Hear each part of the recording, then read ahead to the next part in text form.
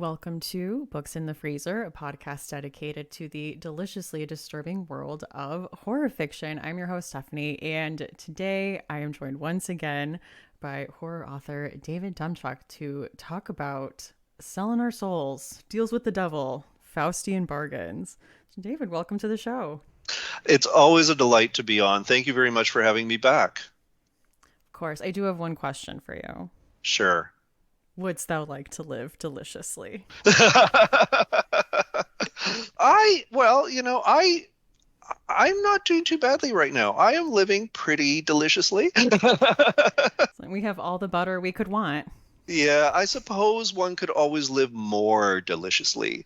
So yes, I certainly recognize the temptation that is being presented in that question. Yeah, Black Phillip would need to up that because I don't think I'd do it for a dress and some butter. No, no, I think the stakes have changed in the Hmm. 21st century. Although, I mean, I do like butter. I'm very happy to have you on. I've been wanting to do this topic for quite a while. So, deals with the devil. How would you go about defining that?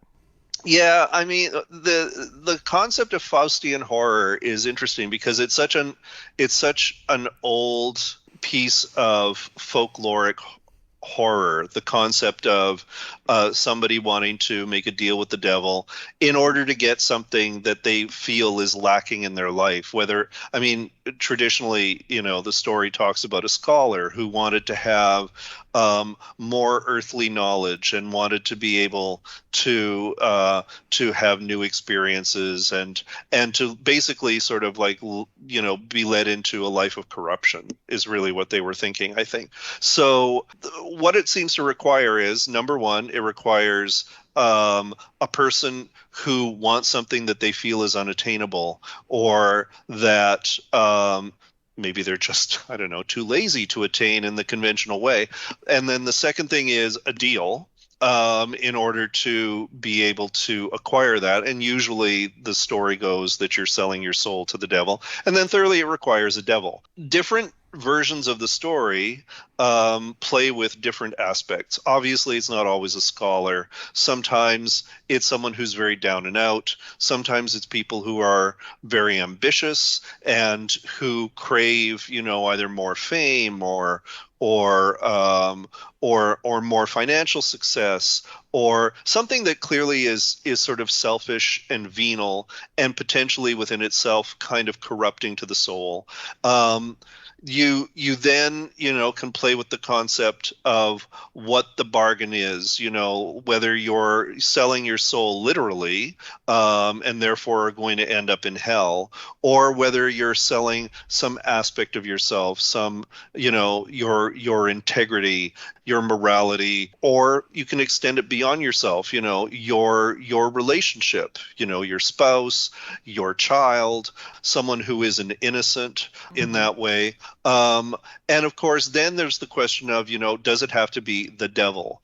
Can it be a devil? Can it be an evil entity of some sort that hears your wish to sell your soul or whatever it is that you're planning on selling, and then decides to make good on your offer? So those three components seem to be what's required in order for this to work. There are certainly stories where people make wishes to nothing or to weird objects and things like that. Like, for example, the monkey's paw is a classic story. Somebody acquires this mummified monkey's paw. You're able to make wishes, and the wishes come true, but they come true in really horrible ways. That's a really great story, but it doesn't have what I would describe as the devil component. Hmm. And the wishes are basically, the means to the end within themselves. You're really looking for someone with whom to make the deal. And that, I think, is key to to really playing through with this particular kind of, either dark fantasy or a horror trope. I think so too. And I'm always looking for that charismatic, devilish figure to to show up in these stories. I think that's absolutely part of the payoff is that Hmm. there is that dialogue where you speak aloud this dark desire you have, and then someone or something turns up and then gets into a kind of a dialogue or a conversation with you where they tease out, just how much you want this, just what kind of desire or ambition you have, what you are willing to to lay on the line, and how desperate you must be in order to engage not only in this deal but also with this dealer. Yes. I do also like when it takes a turn into comedy, the comedy horror aspect of it, when it's like, oh, you weren't ultra specific in your wish, so you know what that means. All of these things you didn't specify, so they're going to come back and get you. Yes, I mean, there's always, and of course, a critical component of this in many of the stories is that somehow the protagonist tries to either renege on the deal or find a loophole in the deal, and there the potential for comedy in those aspects, particularly if they're not promising things for themselves, like if they involve other people and the other people are unwitting or just discover it at the 11th hour. Oh, I'm being used in this whole weird scenario. And then they short circuit the whole thing. And either it goes really badly for the people who made the deal in the first place, or it goes really badly for the devil, which sometimes is an important part of the folklore as well. And depending on how the story is told, it is possible in some of these stories to pull the rug out from under the devil, and the devil goes away unsatisfied. And there can be quite a bit of suspense and comedy suspense about whether or not that's going to happen in the particular story as it's being told. Yes, like that. I feel like in the stories that I'm thinking of, it's like that final defeating the devil, I would say a few of the times with selflessness. Yes. Often it's with redeeming yourself at the Mm-hmm. last minute or sacrificing yourself in another way or a loved one sacrificing Mm-hmm. themselves in order to save you. Those things, I think, are also important components for how a story like this can short circuit. There are even versions of the story where the devil themselves feels some kind of compassion for the person who made the deal, depending on how the elements play out, and that's a surprise as well. I mean, one of the things that is key about making a deal with the devil is it's understood this entity is not your peer. This entity, in fact, is theoretically, you know, almost all powerful. The only thing that's more powerful than the devil, in theory, is God. And so you could possibly make an appeal to God in order to undo the deal, sacrificing yourself in the process, or you could, in some way transcend the situation the deal has created for you, and you could appeal, as absurd as it sounds, to the devil's better side, and or make a different exchange. Mm-hmm. If you had sacrificed your innocent child, for example, you could say, okay, you can't take my child, but you can take me. I mean, of course, the devil's going to go, what? Your child is ever so much better. But that kind of trying to feel your way around the edges of the deal to figure out where the cracks are, how you might be able to make the whole thing fall apart, that I think is a really critical part of how the story plays out as well. Definitely. Do we want to talk about how this trope has shown up in films?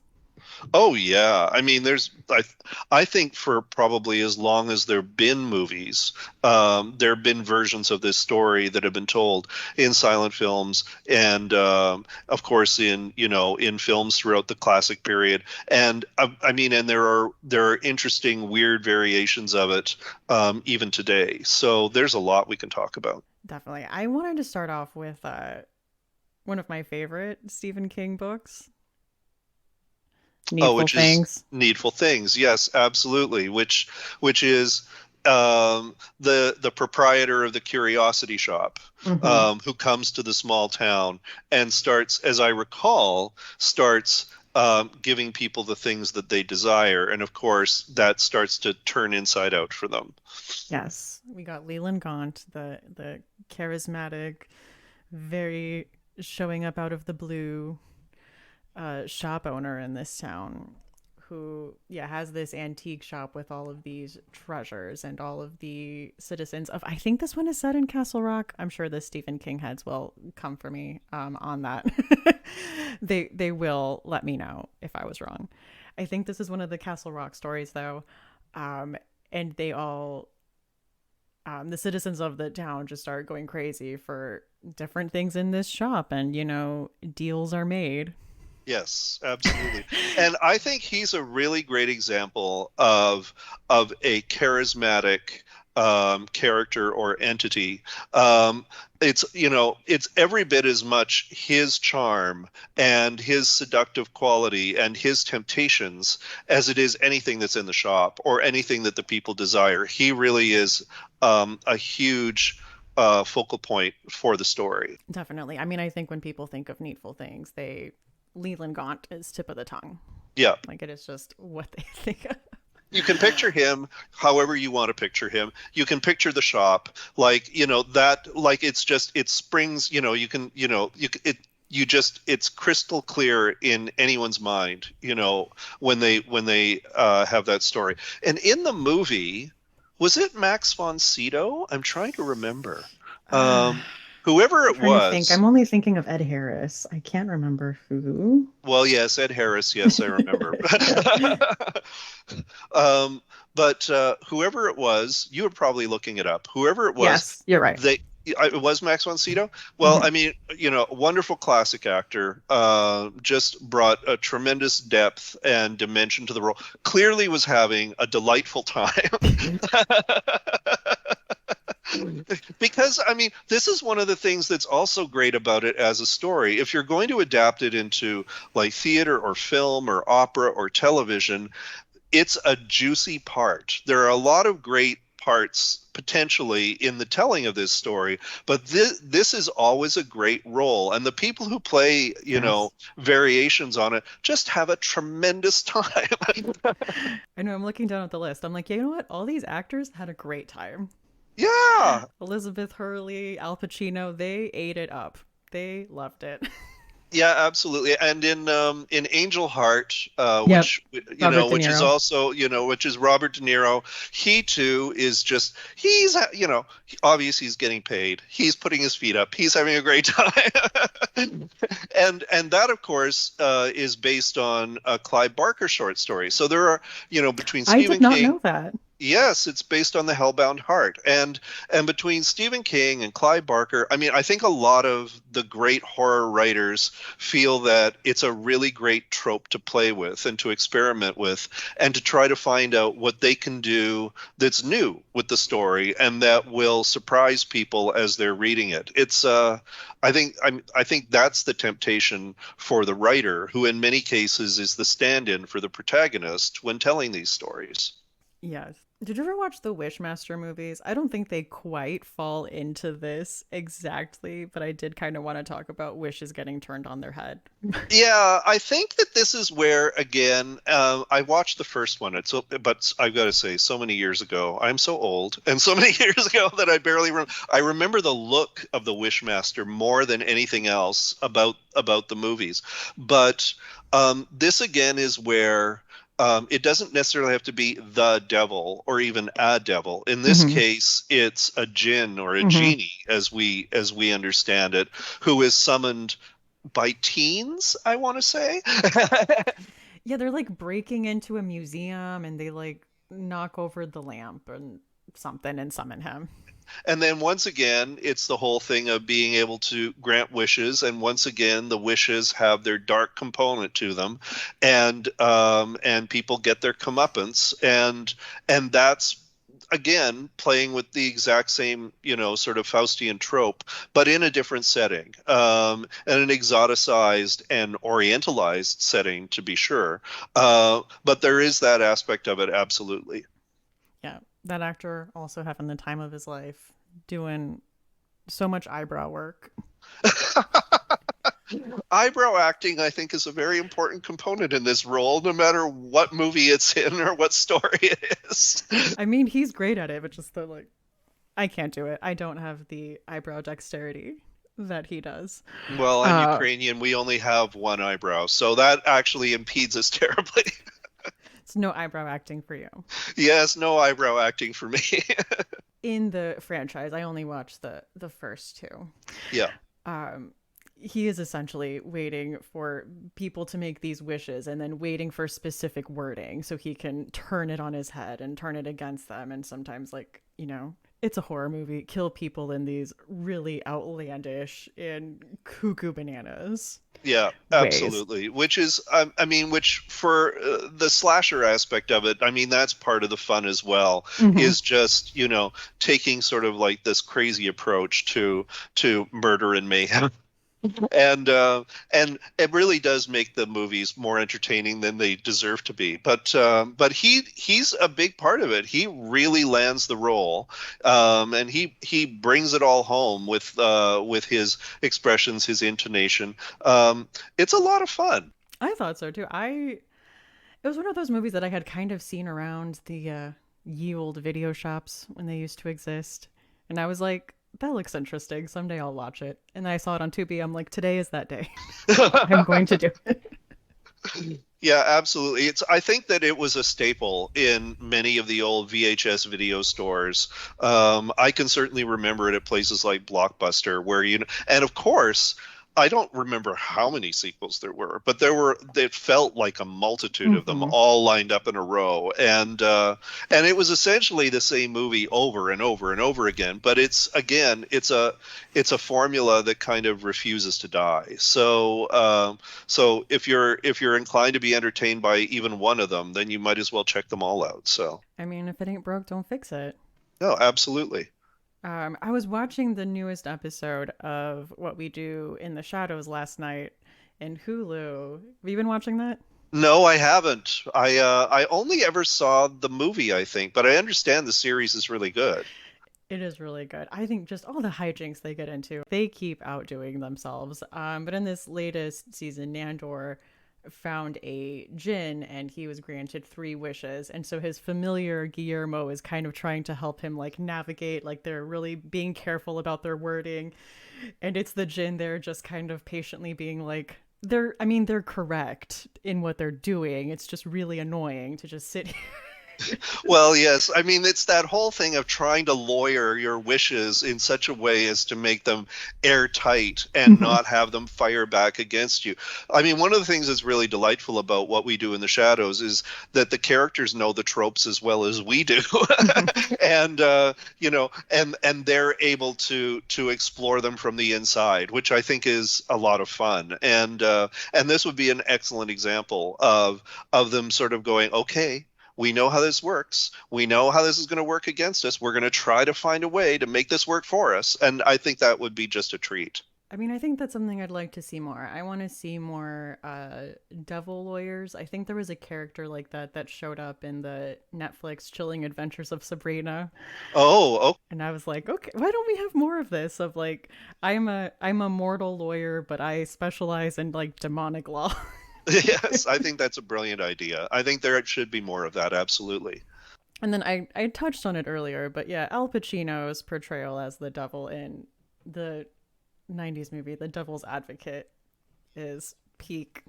This is a really interesting choice too, because this is a high-end movie. This isn't Wishmaster. I know. This is a multi-million-dollar movie. Al Pacino, award-winning actor, storied career. And I mean, in his later years, has to be said, bit of a ham.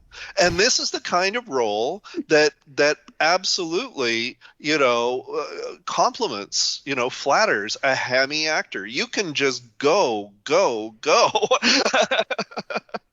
Don't hold back at all and have just a great time. So yeah, I mean, he did a tremendous job in that movie, and as he does in almost all his movies. But it also gave him a real capacity to just like eat the scenery. It really did. I was just wondering, I mean, at the time it came out, I mean, with the title of the movie, the poster, the marketing, the way it's played as a big twist at the end, I'm like, is this a twist? Yeah, I mean, who doesn't know? The movie's called The Devil's Advocate. Absolutely. I mean, I'm sure that there were people who weren't familiar with the story, at that time because it had been a while since a version of that story had been told or that had been told in a mainstream context. I certainly there'd been, as we've sort of, alluded, sort of B movie style horror movies, straight to video movies, TV movies, things like that. But there hadn't really been a relatively serious, lush, sort of expensive version of this story, and placing it sort of within the legal world such that it is, Oh yeah. might have seemed fresh, for some people. But really, I mean, as you say, the moment you see the way the story is being presented, you know full well what's going on. There's not going to be a big surprise here. you know, it is exactly the story you think it is. I rewatched it recently for this episode and I'm like, this was wild. This was just in theaters. This just came out and was out in the world. Okay. Someone had the money, someone did the casting, someone wrote the story, someone put it out there. Yeah, absolutely. I love it. I did also rewatch Bedazzled. I know that it was a remake. I know there's a original one in the 60s which I haven't seen. So the one I saw was the Brendan Fraser Elizabeth Hurley one. Yes, absolutely. The one I want to say the one that was in the 60s was, I think it was Dudley Moore.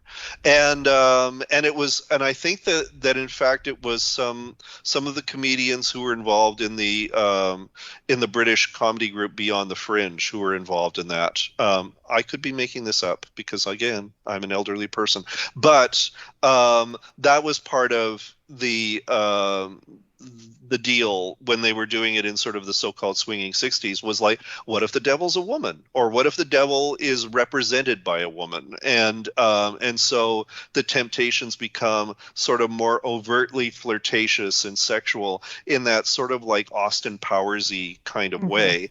And it was hugely popular. It was a big success in the 60s, and then again with Brendan Fraser it was a big success in what was it, the 90s? Mm-hmm. Yeah. Yeah. So, and of course Elizabeth Hurley, being gorgeous and British, was in Like her way, sort of the ideal temptress in this I would situation. also sell my soul, you know? Yeah, hello, I mean, who wouldn't?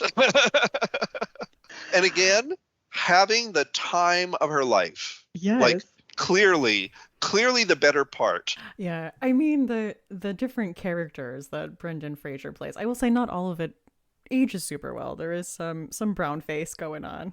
Yeah, I would be afraid to look back at it for that reason. I think some of the stuff is very dated, but I Yeah. think that conceptually, it shows how versatile this trope continues to be. You could turn around and you could do a version of Bedazzled today, Hmm. with again, suitably, foxy actor or actress, playing the devil role, suitably, sort of foolish, young man more often than Hmm. not in the protagonist role, and you could have just as much fun with it, in a completely contemporary context. I mean, I think listeners are probably going to be disappointed, but I never watched that show that came out a few years ago, Lucifer, which I think probably would have fit really well into this. Yeah, I didn't watch it either. I do think, though, that it probably was playing with a lot of the same elements. I think that whenever you want to try to personify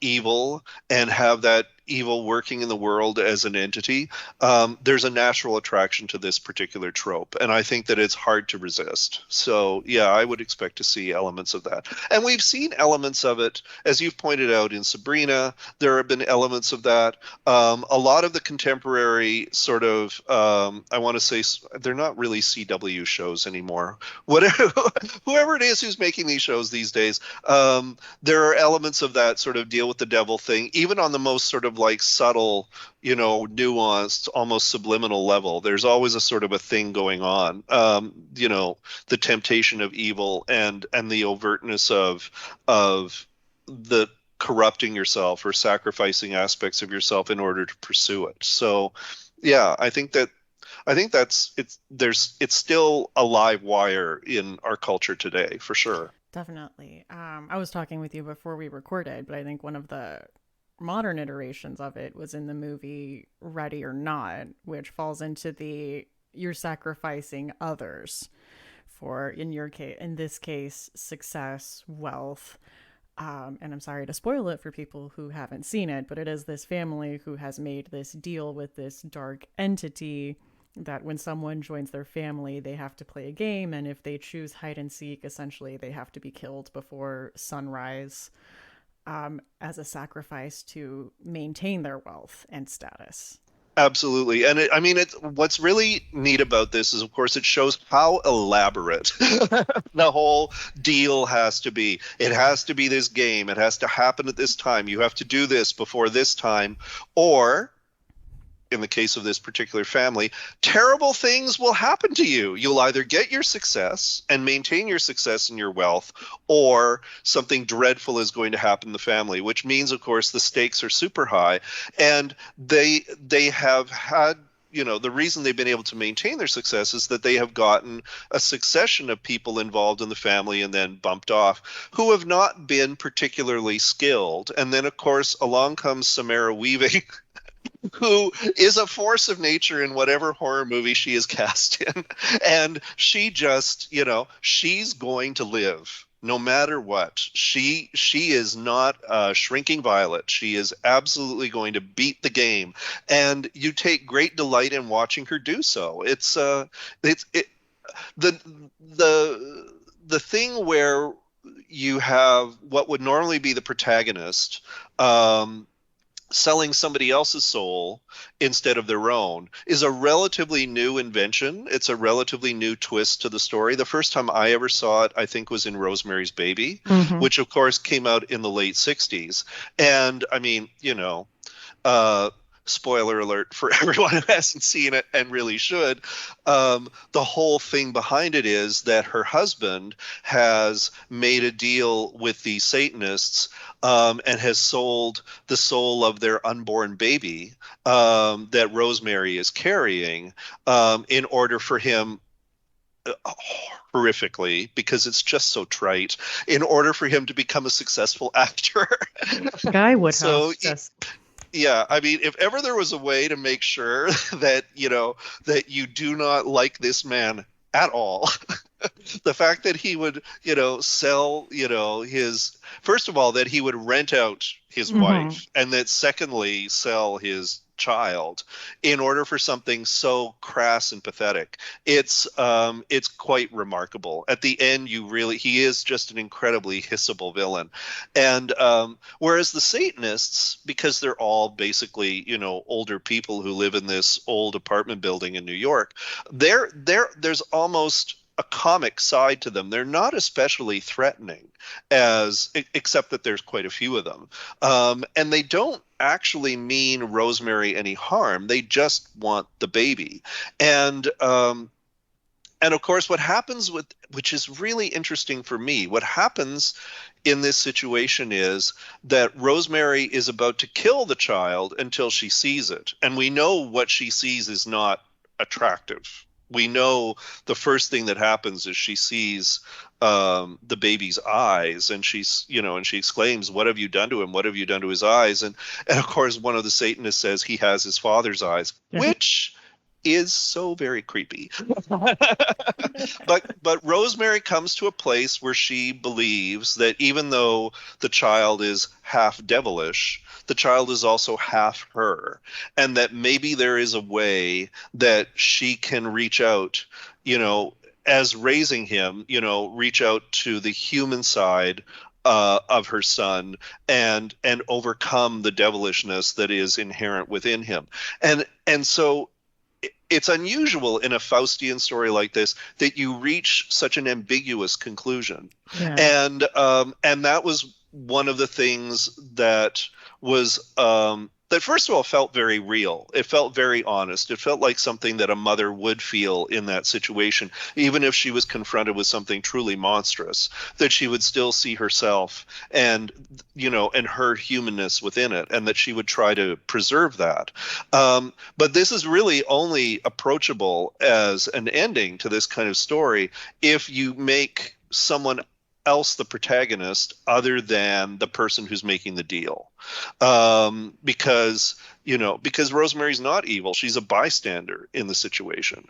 And so we see a few of these stories in later years where someone else, is sort of like caught up in the deal and has to fight their way out of it or find their own way through it in order to be able to survive. And to a certain extent, it's like screw the protagonist, that we would normally have. It's you're being able to spend time with somebody who's truly an innocent, and you want them to prevail one way or another. Yes, and I think with these modern iterations, I think we see a lot more of it with class, that the wealthy class has made this deal. They are reaping the benefits of this security, of this wealth, of this success, and not being touched by this curse because they are just feeding lower class people to this monster or this demon and sacrificing them, and the consequences of it never touch them.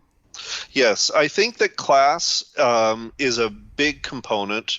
We've seen a bit with race as well, on and off over the years, but particularly when you see a British version, you see class a lot, and when you have an American version that involves class, it is about long-standing established wealth, and sometimes and particularly in the case of Ready or Not, in peculiar circumstances, like the family has made its money off of games. And sure, I mean, you can make a lot of money off of games, but the games that they have made money off of are like really old school things. And you think to yourself, really? But that's part of the gimmick for the movie, is that it doesn't really matter what they've made their money in, because they're going to get their money. Because they are making the sacrifices, they're going to get their money.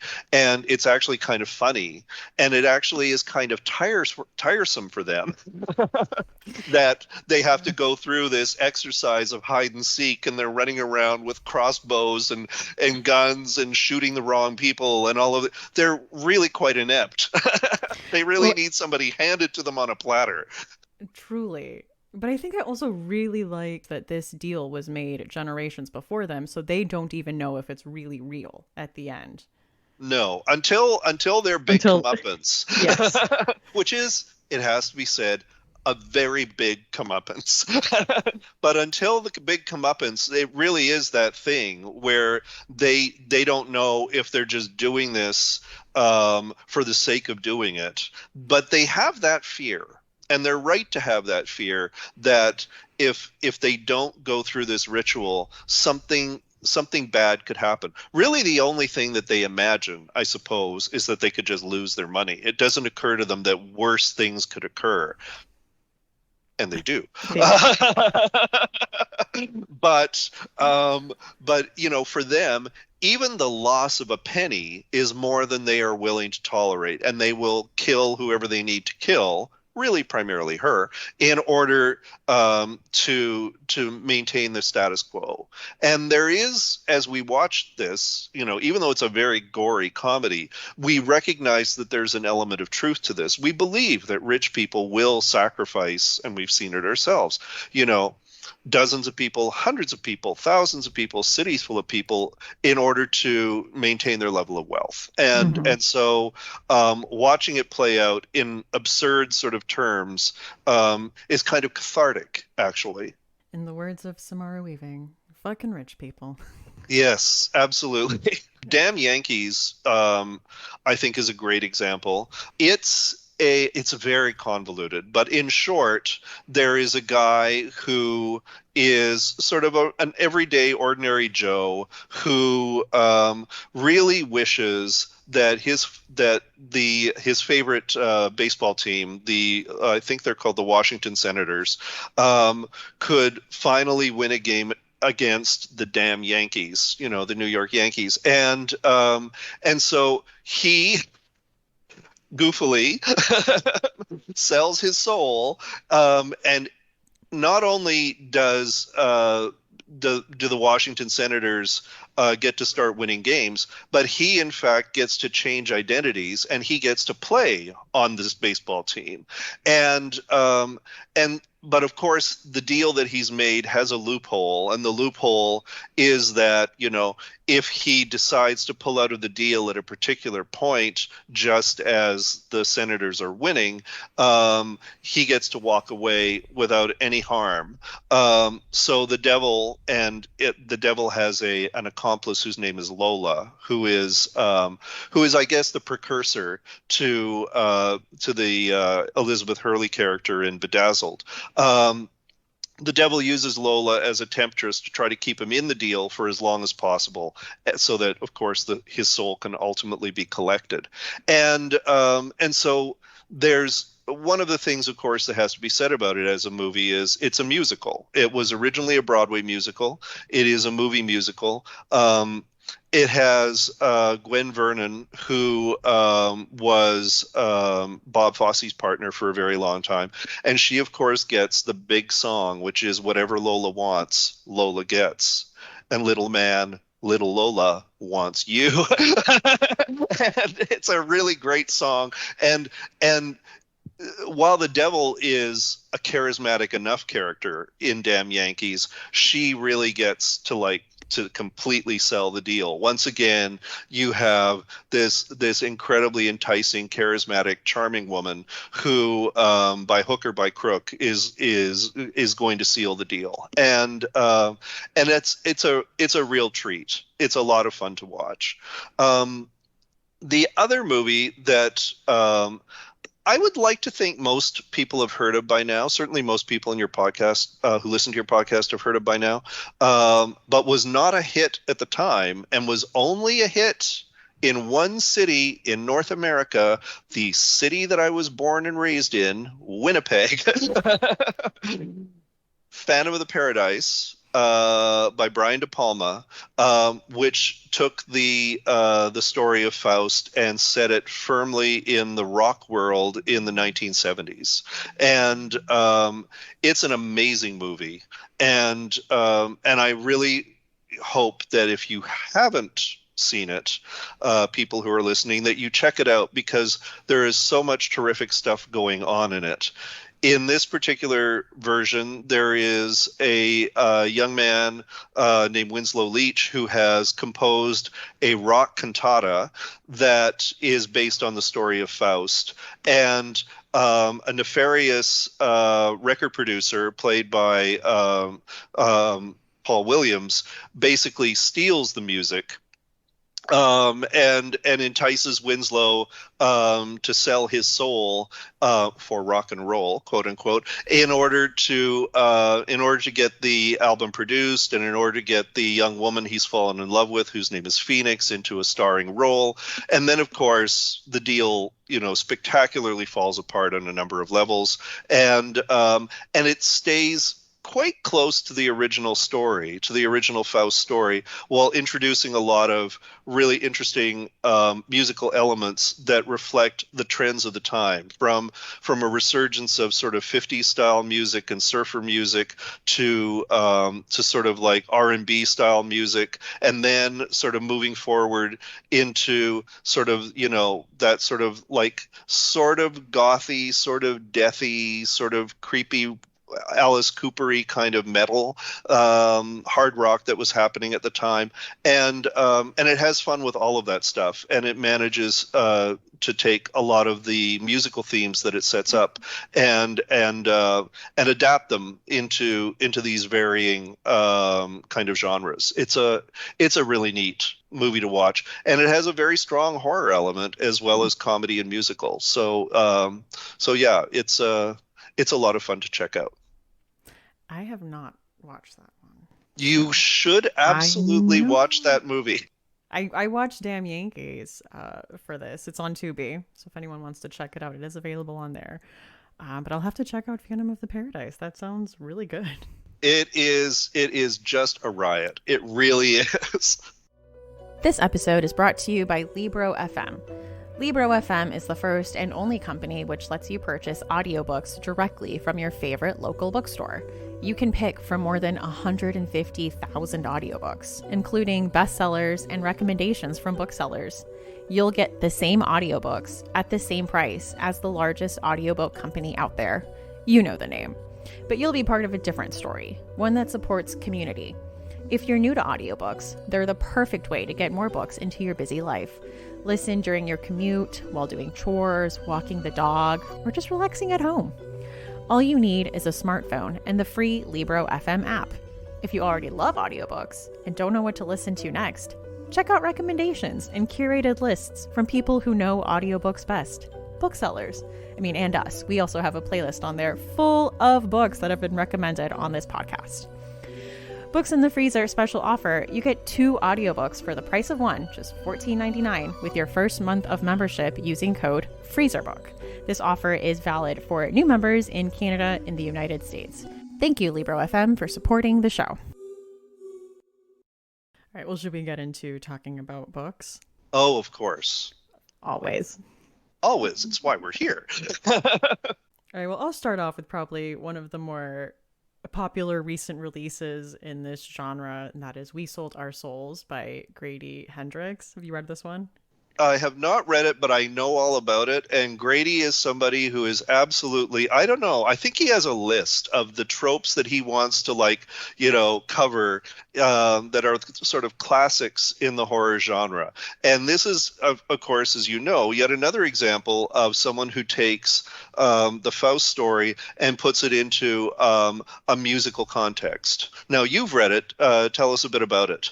I really liked this one. This is about a woman named Chris. When we're introduced to her, she's kind of working the front desk at a Best Western, just this dead-end job. And as we learn more about her, we learn that she was a guitarist for this heavy metal band called Dirtwork. And they were just on the precipice of hitting it big. But all of a sudden, their lead singer, Terry, just skyrocketed to fame and is now touring, is successful under the name Coffin.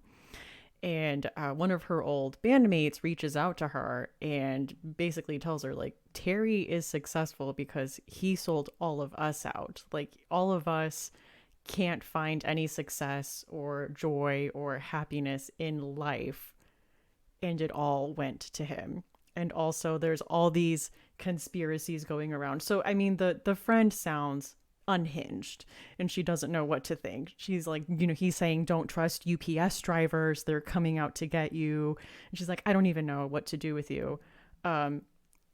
She learns you cannot trust UPS drivers, and so maybe he was right about everything, and embarks on this road trip to confront him at a big concert he's doing in Las Vegas. She's driving cross country. It's this road trip novel. She's also like running away from these forces that are coming after her.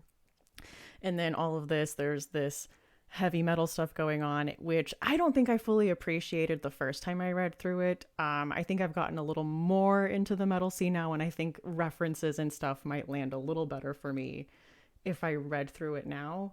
But I just remember I had so much fun with this story, even not knowing a ton about that.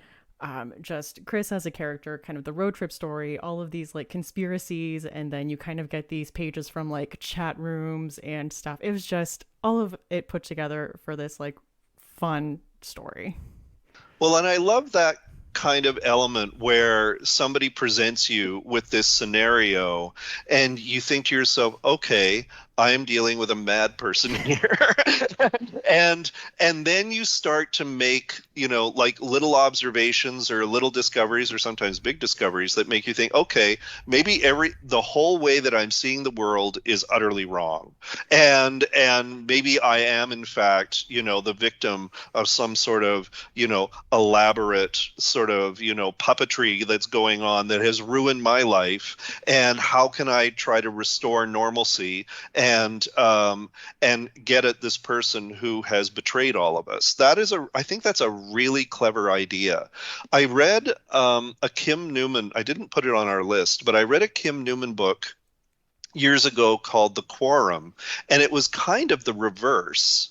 And it was about, and again, it was about class, obviously, interestingly enough. There were some upper class British students who, I guess it's a group of like 4 or 5 of them, and what they do is they sell the soul of one of them so that one, his life is ruined while all the others succeed.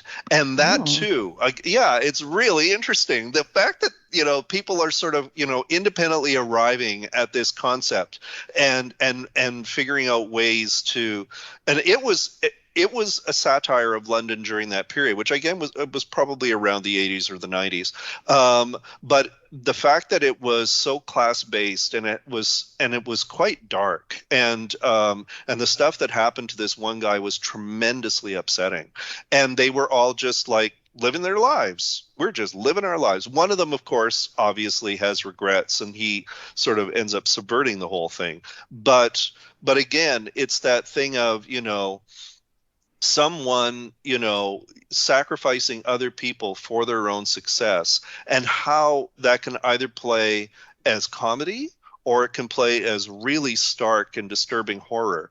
It's, that versatility really intrigues me, or sometimes both, actually. You can have both in the same story, and I find it really compelling. Oh, it definitely is. And Grady is lots of fun. His stuff is really enjoyable, and he has like just a great sense of humor, and that stuff really comes through in his work. It does. This is a fun story. I remember he came on the year that this came out, and he said this actually put him in a bit of a dark place, having to research like all the conspiracy chat rooms on Reddit. Um, Oh, yes, that yeah. would. Yeah, Uh, I there are but some then when rabbit I holes I'm willing to go down in order to research my work, but I draw the line at like parts of Reddit and 4chan and things like that. then when I had him on recently, he did say this was his favorite of his books that he's written. Oh, well, that's really cool. And I personally suggest, if you're going to buy it, to get the hardcover edition. It has these beautiful bright red end papers, and then the edges are like spray painted black. It's just perfect. I love it. Yeah, I love it when that level of production goes into a book, Mm-hmm. and where you feel, there's some love and care that has been put into it in order to tempt people I to mean, pull it off the shelves. so that was We Sold Our Souls by Grady Hendrix. One that I think is really an interesting variation on this, and is a modern classic, is once again by Stephen King, Pet Sematary. Pet Sematary does not have a specific entity.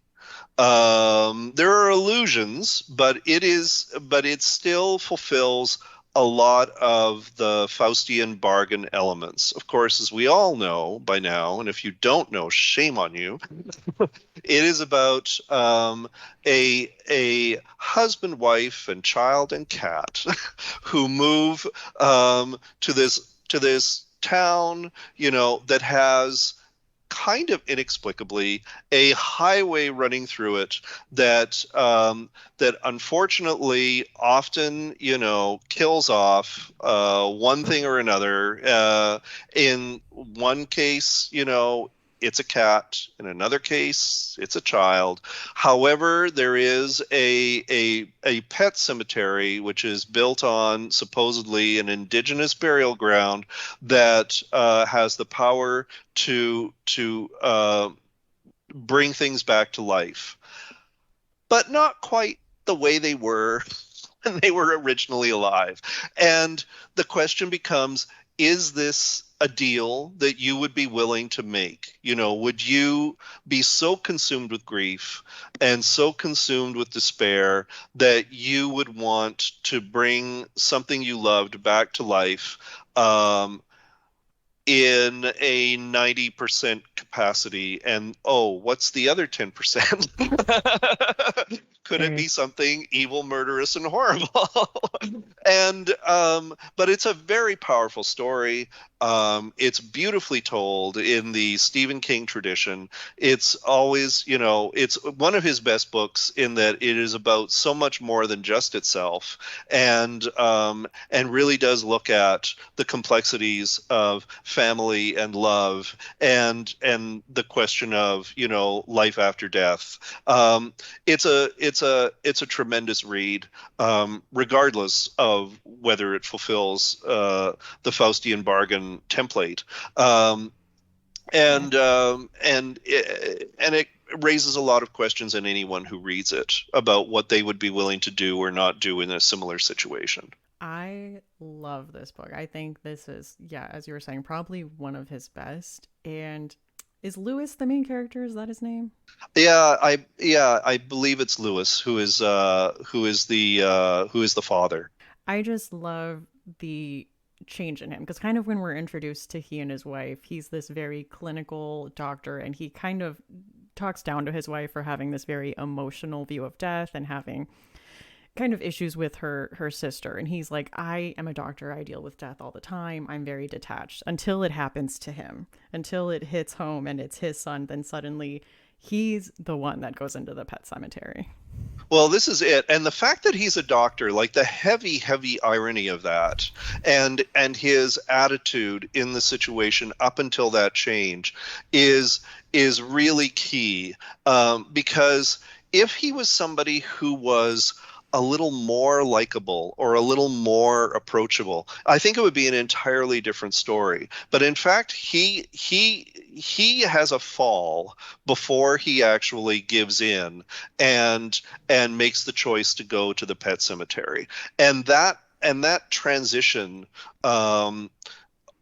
really transforms him and humanizes him in our eyes, even though he's making just the worst possible mistake. And the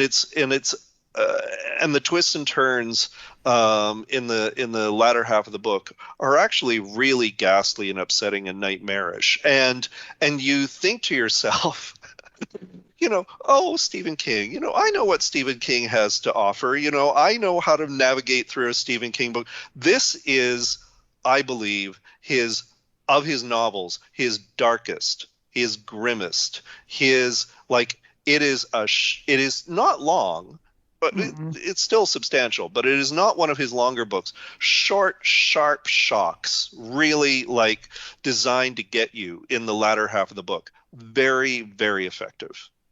Oh yeah, I'd say emotional punches to the gut. I would say, Throughout. I'm sure you consider it to be a book that goes in the freezer. I certainly consider it to be a freezer book. Like, of all the books on our list, it is right up there. Mm-hmm. Oh, I agree. Yeah, I would say that's a good pick for this one. Yeah. My next pick is a bit more of a dark comedy. I have it here. I just got my copy. Oh, very good. Yeah. So it's Sign Here by Claudia Lux. This is coming out in October, so I read an early copy of it. But we're following a very different character with this. We're following the deal maker. We are following a man named Pei who works in the 6th floor of hell. And it is very much that kind of meta opening. Like, you've probably heard a lot of things about hell. Let me tell you what it's really like. And so it is kind of this, it starts off a little bit like, oh, hell for him is kind of this boring humdrum job. He works on the 6th floor, kind of the acquisitions department, and he's been assigned this family, and several generations of this family have sold over their souls to him to ensure their, like, wealth and success and security.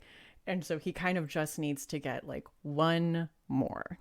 We're also following the family themselves as they are on the lake, and they're also kind of dealing with their own things. They have some trauma that as a family they have not worked through and gotten past. So you also kind of feel for all of these people and all of these individual members of this family. And you also feel so much for Pei. His name's Peyote Trip. You get new nicknames in hell. Ah, okay. So you're also following him, and he also has a big goal in mind and kind of like a carrot that's been dangling in front of him that he's working towards. So you just kind of feel for everyone in this story. And I was not expecting to get so like emotionally invested in the story. Like I teared up reading Oh, this wow. story.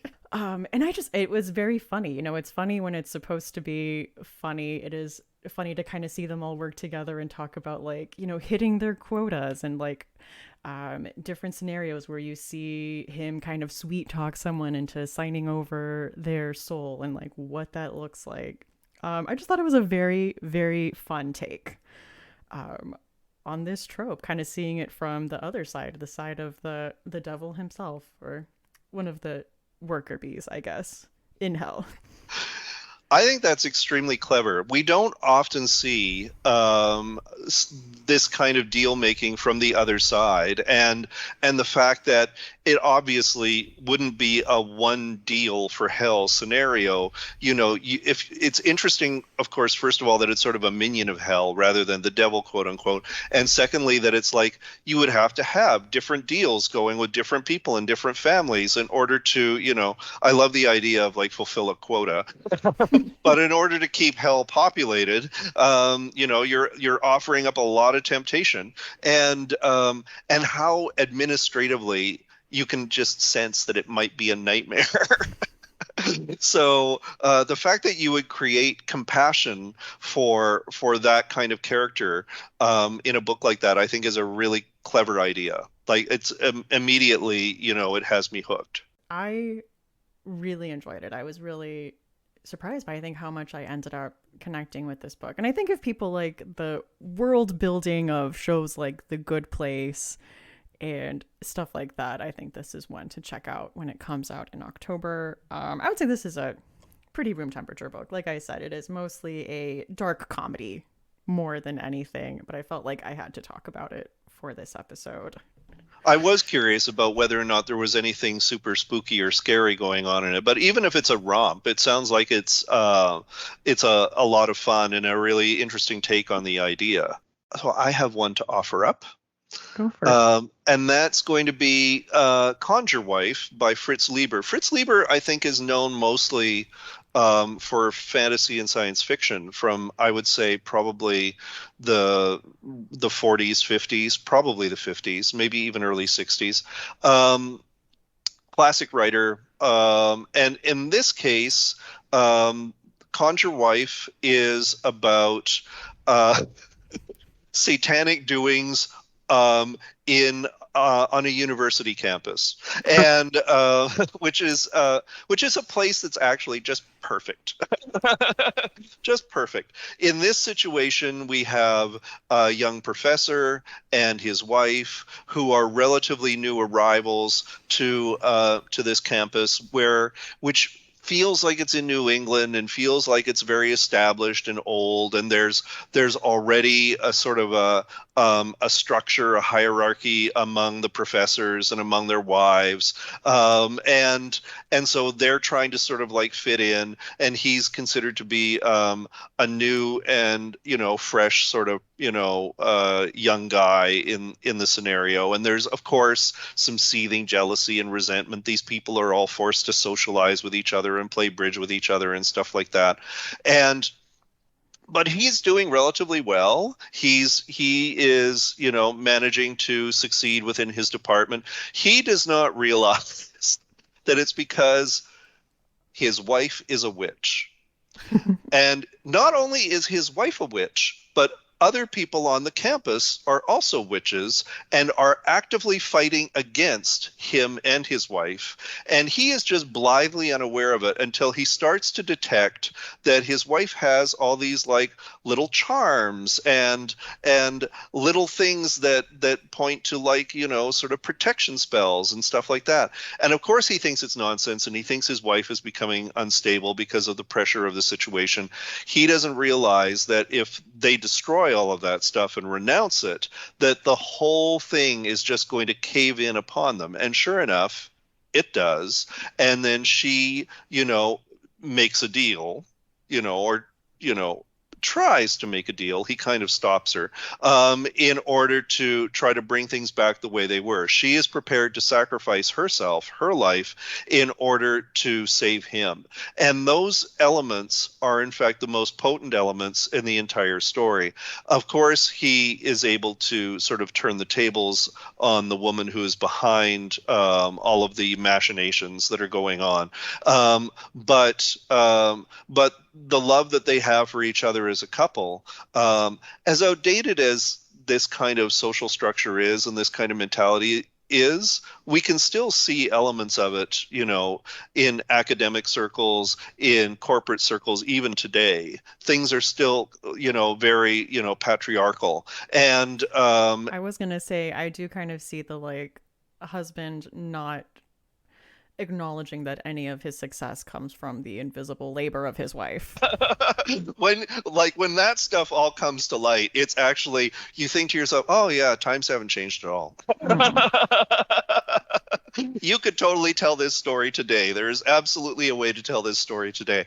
And it's actually, for a lot of the story, you think to yourself, okay, how much of it is psychological? How much of it is supernatural? Because it plays the line in a really fine sort of way. This was made into a movie, and I think it's a British film that has some American actors in it, that's popularly known as Burn Witch Burn, and it is a tremendous movie, and it too plays the line between the supernatural and the psychological, and it has influenced a number of other films over the years. And one of the most striking scenes in the film is, in fact, lifted later on by Dario Argento in the movie Suspiria, where someone is walking through an open area, a plaza, and there is the sense that stone gargoyles are coming alive around them, and it's quite frightening. And you never actually see something happen, but it feels like something's happening.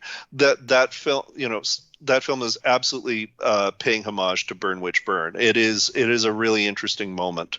But overall, as a film, I think it's really tremendous. And as a story, as a book, it's not long. It's a fast read. It's really fabulous.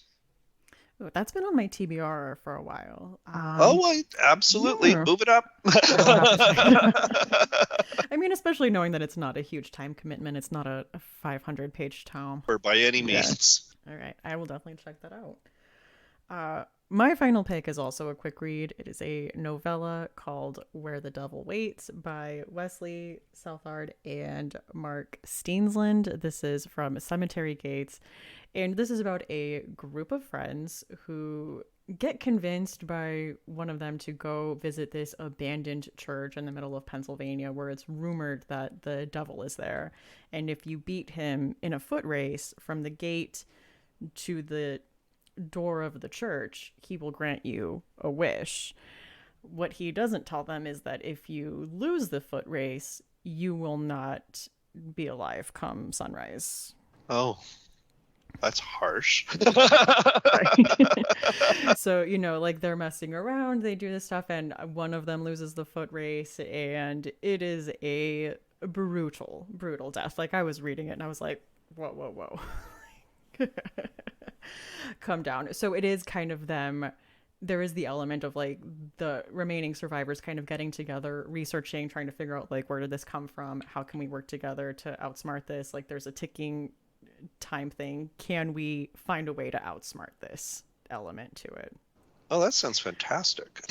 So it was very fun. So I think if you want something, I know my last one was a bit of a dark comedy. If you're like, no, I want something that is really leaning into the horror of it, I would say this is a good pick for that. And I would say the gore itself, I think, pushes it kind of up to like high fridge. It gave me big Final Destination vibes. Pushing up against the freezer if it's not actually in it. What's up there? Is that the crisper? No, that's at the bottom.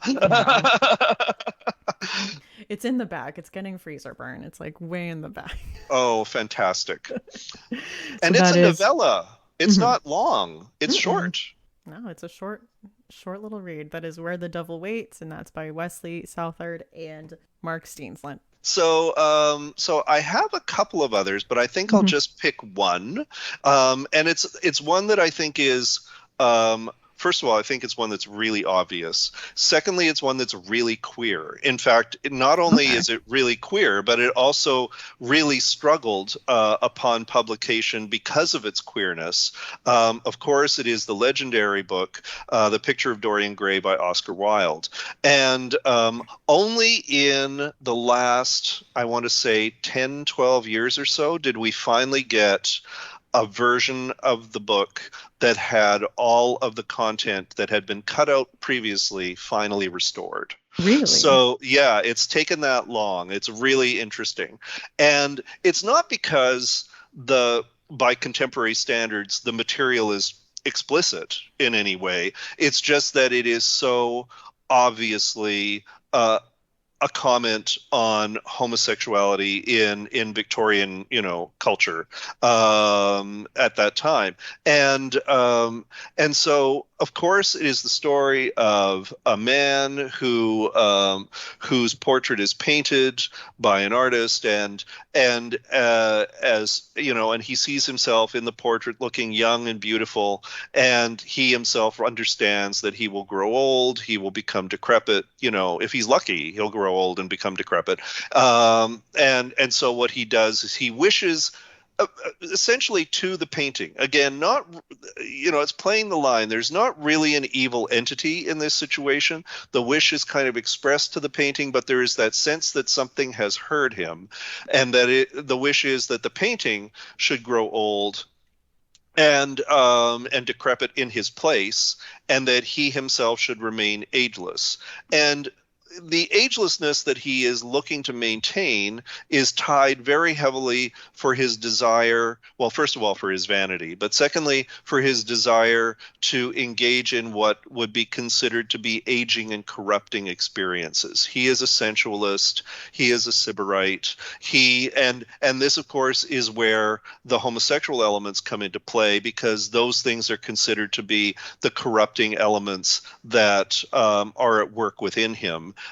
So, of course, once he realizes that the painting is changing and he is not, he's like, oh, I think I'm going to put this in the attic where no one can see it and where it's going to be safe. And that's going to allow me to live, my life of vice and sin.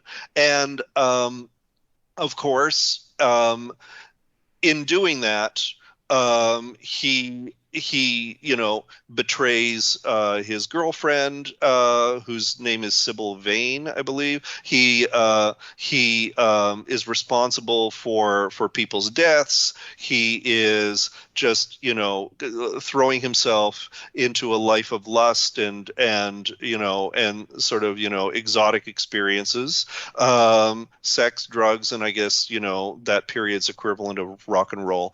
And meanwhile, the painting, continues to basically age and age and age, and then when he is confronted with his life of sin, he destroys the painting, and in fact, in doing so, destroys himself.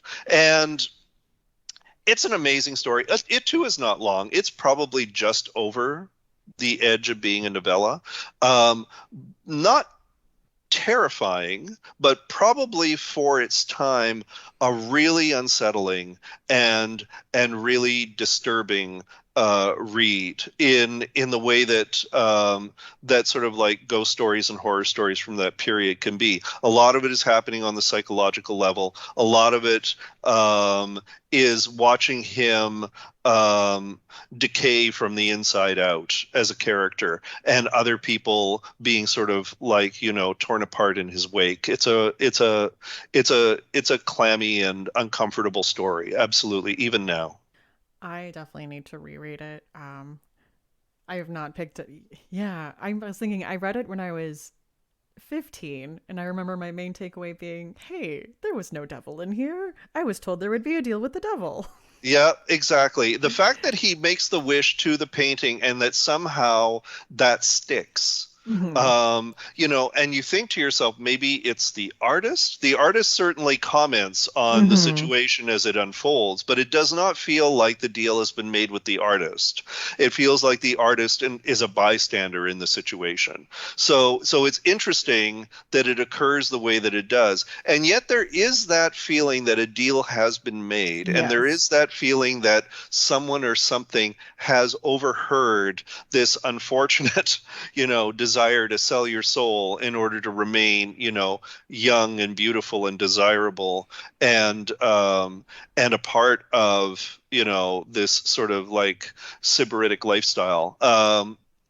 That has that somehow a deal has been sealed.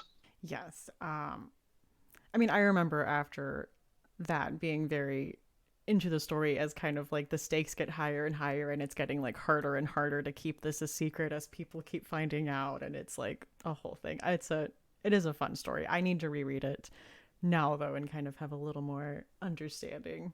Oh, for sure. And it's a story that also has been adapted in various ways Mm-hmm. over the many years, and has been able to be more and more explicit as time has passed, with the kind of subculture that it's commenting on and the kind of lifestyle that it's commenting on. It really would, if you were to do it today, it would lend itself well to being, sort of a version of swinging London in the 60s or 70s, or even in the sort of high stakes financial world of London today. There are a lot of ways to go with it. I think it's a really versatile story as well.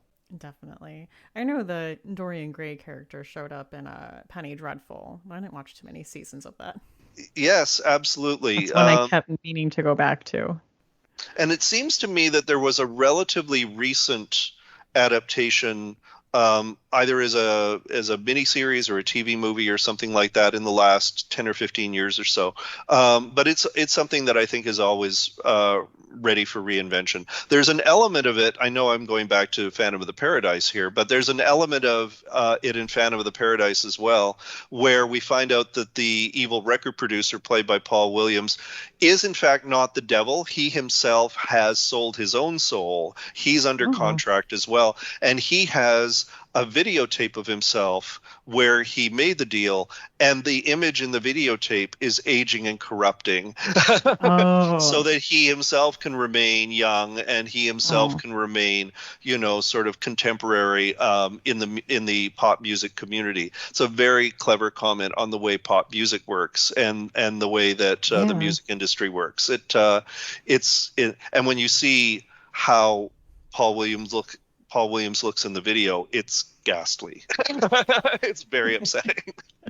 One last one I wanted to squeeze in here that is not really horror at all, but it was a big hit and people were talking about it, within the last couple of years is The Invisible Life of Addie LaRue by V.E. Schwab. Have you read that one? I have not. Is it fantasy? There is that element to it because it starts out with this woman, I want to say in like 18th, I'm going to get the centuries wrong, 18th century France, let's say. And she meets a figure in the forest and she kind of makes a deal about wanting to get out of this life and not wanting to die. So he grants her this wish, but with the stipulation that no one will ever remember her. If someone takes her eyes off of her, if they look back again, they will have no memory of their previous encounter. Oh, wow. That's a really cool idea. So it is about her living all these lives and all the things she can and can't do. She can't order in restaurants because the waitress will not remember her when she comes back. Like nothing she says to anyone is going to stick. She's incapable of like leaving a mark Hmm. on the world and kind of how she navigates that until she meets somebody who does remember her. And this is in modern day. And she's like, whoa, Oh, who are wow. you? That's amazing. And I really liked this one. This was a very good read. And I think kind of started me on this, like, you know what, this is usually a horror thing, but I like seeing it in this context with kind of this literary romance angle. And then, the devil character kind of comes back and visits her every couple years, and their dialogue and their kind of tete-a-tete scenes are so good. And I was like, I think I like him. Is he my favorite character? See, it's a really interesting risk you run when you tell this kind of story, because it is easy for your figure in the forest to come out as the favorite, to overshadow the person whose name is in the title. Yeah. and you know, you have to kind of play it carefully and be judicious about it, unless you want to go there, in Yeah. which case that's cool. But yeah, I mean, I think the temptation, you know, as a writer, is definitely to to really go hard in those scenes, and to really explore the philosophy of the situation that you've created for yourself. Yeah, but I really liked that one. So yeah, I would say if that sounds interesting to you, that is The Invisible Life of Addie LaRue by V.E. Schwab. Are we ready to get into chilling obsessions? Oh, for sure. So what have you been enjoying in horror lately? Well, what's been fun lately is I have a friend named Jake who is a younger guy and who does not have, first of all, is not a horror fan. He finds it kind Oh. of anxiety provoking. By the way, hello, Jake. And secondly, has not seen a lot of sort of like classic horror films. And for me, those are films, you know, that are fairly like horror and noir and thriller from like the 40s and 50s. Those are a fairly safe thing to watch, because a lot of the stuff that is very explicit and can be very upsetting in contemporary horror, in classic horror is more psychological and is more suggested, and still very effective, but sort of like, you know, it makes you have to lean in with your imagination in order to sort of complete the scary picture. The films that I'm thinking of, for example, are the old black and white Val Lewton movies that he made for RKO. He was a producer at the time, and he had a number of directors he worked with, but the films all had a sort of a consistent look and feel. They were all filled with, like, you know, really strong contrasts and shadows and startling noises and unusual surrealistic set pieces.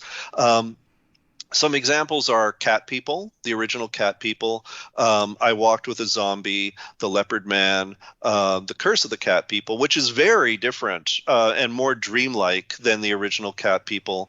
And two particular favorites of mine, The Seventh Victim, which is about a young girl who investigates the disappearance of her older sister, who lived in Greenwich Village, and possibly consorted with Satanists. Oh. And so it's really nifty. And also a film called Night of the Demon, which is based on an M.R. James story called Casting the Runes. And it too is a variation on the Faustian Bargain story. It's a really neat film, and is actually, you know, can get under your skin in a creepy way. And of course, at that time, there was also the AIP movie, which I've alluded to earlier, Burn Witch Burn, which, while not a Val Lewton movie, was very much a classic of that period. And those films have been really fascinating for me. It's been really great to rediscover them recently. If you're somebody who finds contemporary horror and the gruesomeness and graphicness of it to be a bit much sometimes, it's nice to go back to these films because they offer a kind of a comfort, but they can still deliver the chills. And that's one of the things that I really enjoy about the sort of the horror films of this period, and particularly the horror films that came out of RKO. Those are that whole era, I think, is a big blind spot for me when it comes to horror. I really feel like I kind of want someone to do like a showing and give me like a here's the cultural context, here's what was going on at the time experience for it. So, Oh, I think I mean, that's my dream. I mean, mhm. in cities that have, like, you know, either university film screenings or cinematheques or repertory houses that do this kind of thing, if you get a chance to go to those, they're like the ideal way to see these Mhm. films. I know that some of the films, particularly around Halloween, some of the films come onto streaming channels like the Criterion Collection. You can see them there. Some of them, so every once in a while, end up on YouTube or on Tubi, and you can find them there as well. But it's very much a catch as catch can situation. And for a film like The Seventh Victim, for years that film wasn't seen at all. It was not available on Hmm. disc, or it was available as part of a very expensive collection. It wasn't available on streaming for a really long time. And yet it's a really fascinating film. It's strangely edited. It's strangely composed. It has a David Lynchian quality to it, Hmm. that I find really eerie and effective. And it's surprising when you go to these films and you see how modern they actually are. You expect them to be quaint, and in fact, they continue to resonate even today. I'll have to look into those because I think a few of these are on HBO. Oh yeah, it's worth checking for Yeah. sure. Well, my chilling obsessions this week. As I mentioned earlier, the new season of What We Do in the Shadows still delivering. It's cracking me up that Nadia wants to open up a vampire nightclub like in Blade, and she kind of keeps like, I really want the blood sprinklers. Like, there's just a lot of I was going to ask if the blood sprinklers were going to be there. that's in her original pitch. She's like, you've seen it, right? The blood sprinklers, everyone's having a good time. It cracks me up. And then on a surprising note, I have always had a soft spot for the teen drama. So I had to check out the new Pretty Little Liars Original Sin. If you didn't mention it, I was going to mention it. So I am so glad that you are bringing it up. Did you watch it too? I have watched the first episode. I Mm-hmm. am going to be watching this series. I watched, um, how much of it did I watch? I watched the first two seasons of the original, Mm-hmm. and then I have to admit, it just became, Yeah. because they were hour-long episodes and there were so many of them. I ended up reading up on Mm-hmm. like subsequent seasons, but then I tuned in again for the final season because it was just so incredibly bonkers. I mean, the whole season, I mean, Oh the whole yeah. series was bonkers anyway, but the last season they just went like to the moon. It was on when I was in college, and I remember I would call my sister and ask her to like recap what had happened, and it sounded made up. I'm like, "Excuse me?" She's like, "But she's not really this person." And then she had an evil twin, and then she. Well, and of course, the people who are involved with this new Mm-hmm. series are the people who are who are behind Chilling Adventures of Yep. Sabrina and Riverdale. Bonkers, bonkers, bonkers series in their own right. And so now I'm like, okay, like I want it all.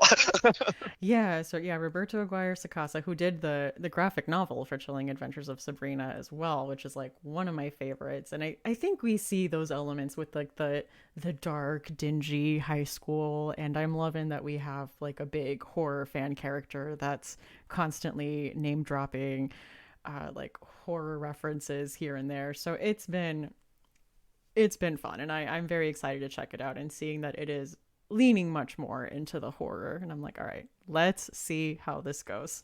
Really strong slasher element. The Mm-hmm. moment there was, I won't spoil it because it is brand new, but there was one moment where we are confronted with a particularly graphic, death scene, and I was like, okay, we're not playing around.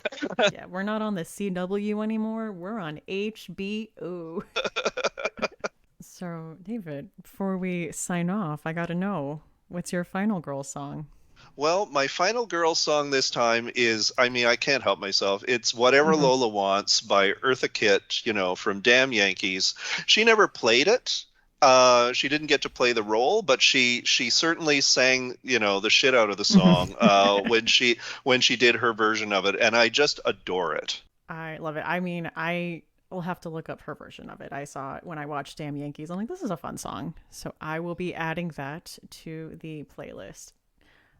I don't usually add Final Girl songs for episodes, but I had to add this song by Twin Temple. Their whole brand is satanic doo-wop, so it's kind of like Amy Winehouse, but like a cult. And I'm picking the song "The Devil Didn't Make Me Do It." And if you listen to it, it is that's her style, is this like 50s doo-wop. That sounds perfect. That sounds ideal, actually. They were an opening act at a concert I went to, and it was just so much fun. They really leaned into it. They're like, we're doing a black mass. Well, it sounds ideal to me, and it's obviously working for them. So yeah, I'm adding "The Devil Didn't Make Me Do It" by Twin Temple. All right, well, Well, David, thank you so much for joining me to tackle this topic that I've been wanting to do. I feel like we had a great conversation about it. I feel like we basically covered everything. I think there's nothing more to discuss. I think we've done it. That's it. We have put it to bed. No more scholarly pursuits need to be done in this topic, actually. We're done.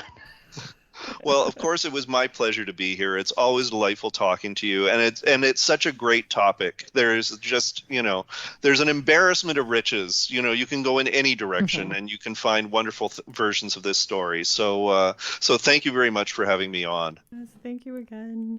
And listeners, of course, you know that you need to read The Bone Mother and Red X if you haven't already.